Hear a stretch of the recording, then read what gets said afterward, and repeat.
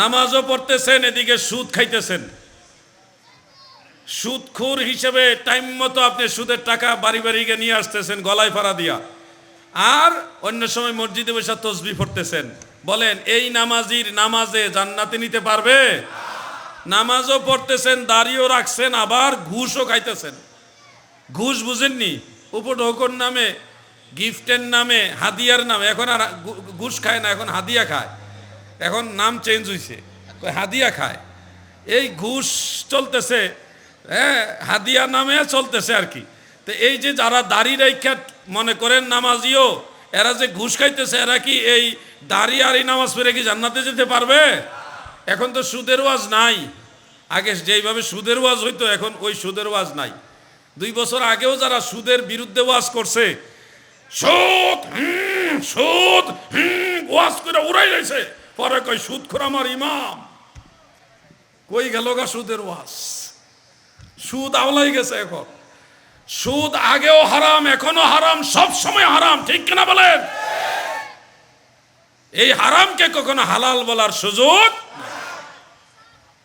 এই জন্য আপনাদেরকে সতর্ক থাকতে হবে, সত্য কথা সবসময় বলতে হবে। যারা নামাজ পড়বেন আল্লাহর জন্য নামাজ পড়বেন। মানুষ আমাকে নামাজি বলবে, এই কারণে নামাজ পড়া যাবে না। ফাওয়াইলুল লিল মুসাল্লিন আল্লাযীনা হুম আন সালাতিহিম সাহুন আল্লাযীনা হুম ইউরাউনা ওয়া ইয়ামনাউনাল মাউন।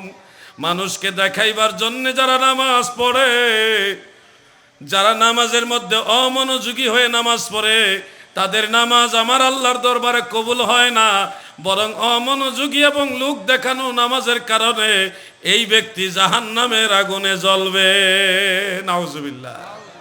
নামাজের ব্যাপারে যত্নবান হতে হবে। নামাজ পড়তে তো হবেই, কিন্তু নামাজটা যেন আল্লাহর জন্য হয়। আপনি এদিকে নামাজ পড়তেছেন, ওদিকে হারাম খাইতেছেন, দাদু আপনি এই নামাজ দিয়ে আপনি মঞ্জিলে মাকসুদে পৌঁছতে পারবেন না। নামাজও পড়তে হবে, হালাল জিন্দিগিও গঠন করতে হবে, হালাল খাইতে হবে, নামাজ পড়তে হবে। ভাই, হালাল হারামের ওয়াজ এখন কম, হালাল হারামের ওয়াজও এখন কম, কারণ মানুষ এখন এগুলি পছন্দ করে না। আমি যদি স্টেজে উঠা হালাল হারামের ওয়াজ শুরু করতাম, আপনারাও মাহফিলে এসে বসতেন না। হুজুরে গোড়ায় ওয়াজ ধরছে।